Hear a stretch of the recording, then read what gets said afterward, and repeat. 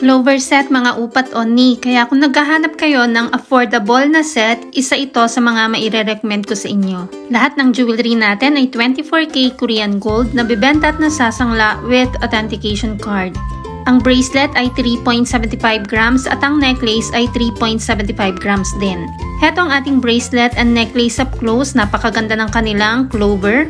Parehas lang sila ng laki at yung bracelet natin ay double chain at yung necklace naman ay hindi.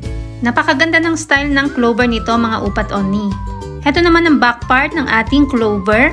Parehas itong pwede sa 7.5 grams and above kung gusto mo na mas makapal ng konti rito. Ang ating clover pendant sa necklace ay hindi natatanggal sa chain. Nagagalaw siya sa kanyang chain pero hindi natatanggal. Hetong itsura ng ating clover pendant, left, right at sa kanyang top part. And ganito naman ang itsura ng ating 3.75 grams double chain clover bracelet pagsuot. Pwede ito sa kahit anong haba na gusto mo, depende sa customer na gagamit.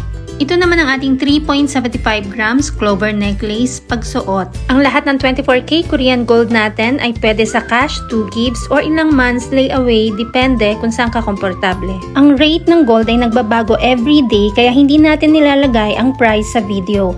Kung gustong malaman ang updated price, mag-inbox kay Michelle Yu sa Facebook at subscribe ka na rin sa ating Mabenta KR Jewelry YouTube channel para updated ka.